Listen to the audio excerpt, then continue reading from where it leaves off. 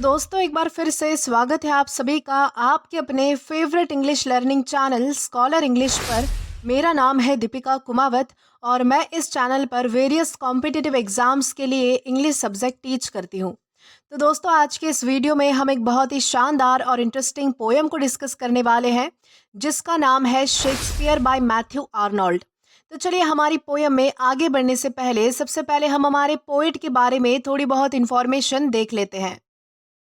दोस्तों अगर बात की जाए हमारे पोएट के बारे में तो मैथ्यू आर्नोल्ड, इनका जन्म जो है वो 24 दिसंबर 1822 इंग्लैंड में हुआ था। वो एक इंग्लिश पोएट और कल्चरल क्रिटिक थे। साथ ही साथ वो 35 सालों तक स्कूल्स के इंस्पेक्टर भी रहे और सरकार द्वारा चलाई जाने वाली सेकेंडरी स्कूल को भी उन्होंने बहुत ज़्यादा सपोर्ट किया। उन्हें एक सेज राइटर यानी कि संत जैसे राइटर के रूप में भी माना जाता है, यानी कि ऐसा राइटर जो अपने रीडर्स को समाज में मौजूद समस्याओं पर डांटते भी हैं और सिखाते भी हैं। दोस्तों उनके कुछ फेमस वर्क्स है जैसे कि Dover beach, the scholar gypsy, Thyrsis, culture and anarchy, literature and dogma और लास्ट है the study of poetry etcetera. और लास्टली उनकी डेथ जो है वो 15 अप्रैल 1888 इंग्लैंड में हुई थी। तो दोस्तों ये तो हमने बात कर ली हमारे पोएट के बारे में। इसी के साथ हम आगे बढ़ेंगे और जानेंगे कि इस पोएम में हमें क्या बताया गया है, और उससे भी पहले हम सबसे पहले ये जानेंगे कि इस पोएम से रिलेटेड क्या कुछ इंपॉर्टेंट पॉइंट्स हैं। दोस्तों अगर बात की जाए पोएम के बारे में तो ये पोएम एक इटालियन सोनेट है जो कि 14 लाइंस की है। दोस्तों ये सोनेट 1849 में हमारे पोएट की पहली poetry book the strayed reveller and other poems में पब्लिश हुई थी, और उस समय उन्होंने इस पोएम को एनोनिमसली यानी कि बिना अपना नाम दिए पब्लिश किया था। तो दोस्तों ये तो थे हमारे कुछ इंपॉर्टेंट पॉइंट्स रिगार्डिंग टू हमारी पोएम, जहाँ पे हमने जाना कि ये पोएम कब पब्लिश हुई थी, किस तरीके के फॉर्मेट में ये पोएम लिखी गई है और हमारे पोएट ने इसे कब पब्लिश किया था। देन इसी के साथ हम आगे बढ़ेंगे और जानेंगे कि इस पोएम में एक्चुअली बताया क्या गया है, यानी इस पोएम का थीम और मैसेज क्या है। तो चलिए आइए जानते हैं। दोस्तों अब अगर बात की जाए इस पोएम के बारे में तो ये पोएम विलियम शेक्सपियर के लिए एक ट्रिब्यूट है। यहाँ पर हमारे पोएट शेक्सपियर की ग्रेटनेस को डिस्क्राइब करते हैं, ऐसी ग्रेटनेस जो इंसान समझने की कोशिश तो करता है लेकिन कभी भी पूरी तरह से समझ नहीं पाता। हमारे पोएट हमें बताना चाहते हैं कि शेक्सपियर कोई नॉर्मल इंसान नहीं था, वो एक टाइमलेस जीनियस था जो दुनिया की छोटी सोच से बहुत ज़्यादा परे था, बहुत ज़्यादा दूर था। हम चाहे जितना भी ट्राई कर ले लेकिन हम उसकी ग्रेटनेस को कभी भी पूरी तरह से समझ नहीं सकते। हम बस उसका एक छोटा सा ग्लिम्स देख पाते हैं, यानी कि छोटी सी उसकी झलक देख पाते हैं। तो दोस्तों यही है आज की हमारी इस पोएम का थीम या फिर कहे तो मैसेज। देन इसी के साथ हम आगे बढ़ेंगे और इस पोएम का लाइन टू लाइन एक्सप्लेनेशन देखकर इस पोएम को अच्छे से डिटेल में समझने की कोशिश करेंगे। तो चलिए आइए शुरू करते हैं। तो दोस्तों हमारी सबसे पहली लाइन आती है, others abide our question thou art free, यानी कि दूसरे राइटर्स, थिंकर्स या फिर जो नॉर्मल लोग हैं वो हमारे सवालों का जवाब देने लगते हैं, लेकिन तुम यानी कि जो शेक्सपियर है उनको कहा जा रहा है कि तुम फ्री हो इन सवालों से, यानी कि तुम्हें हमारे क्वेश्चंस के जवाब देने की कोई ज़रूरत ही नहीं है। यानी कि शेक्सपियर की ग्रेटनेस इतनी बड़ी है कि वो इंसानों के छोटे मोटे सवालों से बाहर है, यानी कि वो अपने लेवल पर इंडिपेंडेंट है, वो इंसानों के सवालों के जवाब नहीं देते। तो इस तरीके से यहाँ पर बताया गया है। We ask and ask thou smilest and art still, यानी कि हम बार बार सवाल करते हैं और तुम्हारी ग्रेटनेस को समझने की कोशिश करते हैं पर तुम सिर्फ स्माइल करते हो और चुप रहते हो। यानी कि शेक्सपियर कितने ज़्यादा जीनियस है ये एक्सप्लेन करना बहुत ज़्यादा मुश्किल है। यानी कि पोइट क्या कहते हैं कि हम तुम्हें समझना चाहते हैं लेकिन तुम अपनी साइलेंस में ही अपनी ग्रेटनेस दिखाते हो। तो इस तरीके से यहाँ पर बताया गया है। Out topping knowledge for the loftiest hill, यानी कि तुम्हारी नॉलेज सबसे ऊपर है, जैसे दुनिया का एक सबसे बड़ा पहाड़ होता है उस तरह से तुम्हारी नॉलेज है। यानी कि शेक्सपियर का जो दिमाग है और उनकी जो सोच है, उनका जो नॉलेज है वो इतना ज़्यादा है, यानी कि इतनी बड़ी है कि वो नॉलेज के पीक पर थे, यानी कि शिखर पर थे। तो इस तरीके से यहाँ पर बताया गया है। Who to the stars uncrowns his majesty, यानी कि जैसे एक पहाड़ इतना बड़ा है कि वो स्टार्स तक पहुंचने लगता है और अपना क्राउन यानी कि मुकुट और उसकी जो महानता महानता यानी कि मेजेस्टी वो जो है वो अपने स्टार्स तक पहुंचाने की कोशिश करता है, यानी कि स्टार्स तक एक्सटेंड करता है।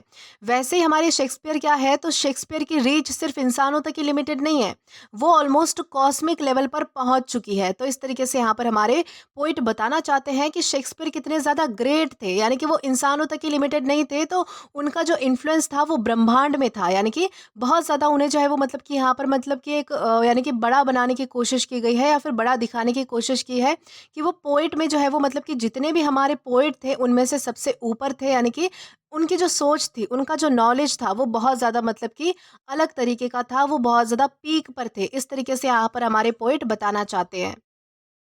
देन इसके बाद है planting his steadfast footsteps in the sea. यानी कि शेक्सपियर ने अपने जो पाँव है वो समंदर में जमाए।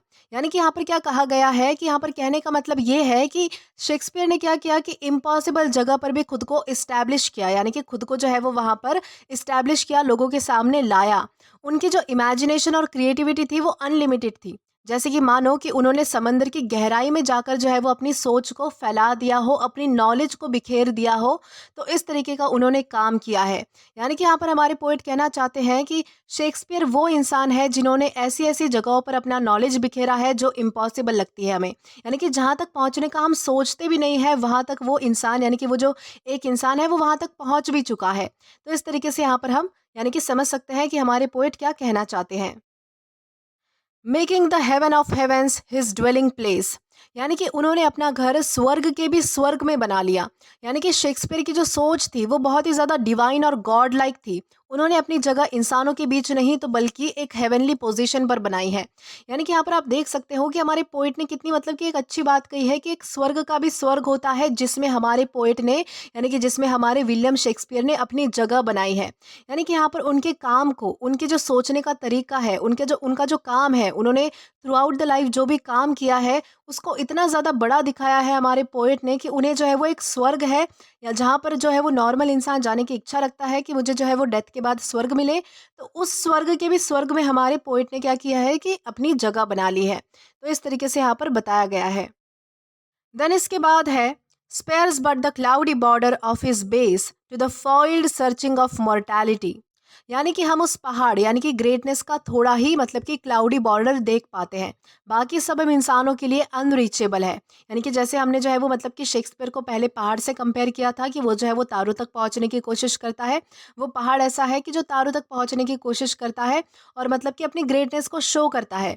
यानी कि यहाँ पर क्या बताया गया है कि हम जो है वो शेक्सपियर की ग्रेटनेस की छोटी सी झलक देख पाते हैं, छोटा सा ग्लिम्स देख पाते हैं। उन्हें पूरा समझ पाना पॉसिबल नहीं है क्योंकि हम लोग लिमिटेड है। यानी कि यहाँ पर बताने की कोशिश की गई है कि जो शेक्सपियर है उनकी जो सोच थी, उनका जो मतलब कि एक रहने का जो तरीका था, उनकी जो सोच थी वो बाकी लोगों से बहुत ज़्यादा अलग थी।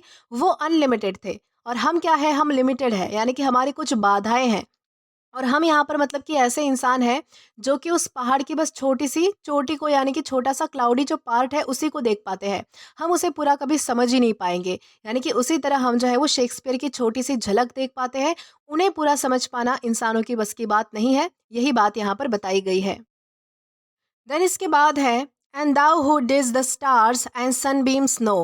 यानी कि तुम स्टार्स और सनलाइट तक को जानते हो, उन्हें समझते थे। यानी कि शेक्सपियर ने नेचर, यूनिवर्स और इंसान की साइकोलॉजी सबको डीपली समझा है और इन सारे टॉपिक्स को अपनी राइटिंग्स में उन्होंने उतार दिया है। तो इस तरीके से यहाँ पर बताने की कोशिश की गई है।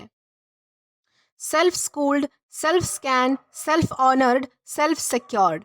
यानी कि तुमने खुद ही अपना स्कूल बनाया, खुद को ही स्टडी किया, खुद को ही रिस्पेक्ट दिया और खुद पर ही सिक्योर हो गए। यानी कि शेक्सपियर सेल्फ मेड इंसान था। उन्होंने अपनी सोच खुद डेवलप की थी बिना किसी फॉर्मल ट्रेनिंग के या फिर बिना किसी की हेल्प के। यानी कि उनकी जो सोच थी वो खुद की थी, किसी और की सिखाई गई सोच नहीं थी। यानी कि किसी और ने उन्हें बताया नहीं था कि उन्हें लाइफ में क्या करना है, कैसे चलना है, किस तरीके से काम करना है, बल्कि वो जो भी थे तो सेल्फ मेड थे, यानी कि खुद ही खुद से वो बने हुए थे। तो इस तरीके से यहाँ पर बताया गया है। Didst tread on earth unguessed at better so. यानी कि तुम ज़मीन पर चलते थे पर लोग तुम्हें समझ नहीं पाए और शायद अच्छा ही हुआ। यानी कि हमारे पोएट कहते हैं कि शेक्सपियर की ग्रेटनेस उनके सिंप्लिसिटी में छुपी थी। लोग उनके एक्चुअल डेप्थ को कभी समझ ही नहीं पाए और शायद ही अच्छा ही हुआ, क्योंकि उन्हें समझना जो है वो बहुत ज़्यादा मुश्किल था, वो इंसानों के बस की बात थी भी नहीं। तो इस तरीके से यहाँ पर बताया गया है। देन इसके बाद है, all pains the immortal spirit must endure, all weakness which impairs, all griefs which bow. यानी कि तुम्हारी स्पिरिट ने, तुम्हारी आत्मा ने वो सब दर्द, वीकनेस और दुख एक्सपीरियंस किया है जो एक इमॉर्टल या फिर एटर्नल बीइंग को सहन करना पड़ता है। इमॉर्टल यानी कि अमर, और एटर्नल यानी कि जो कभी भी खत्म नहीं हो सकता या फिर जिसे कभी भी जो है वो मतलब कि खत्म किया नहीं जा सकता, यानी कि जो चीज़ शाश्वत है। यानी कि एक तरीके से आप कहिए अमर या फिर इमॉर्टल, इसका मतलब होता है।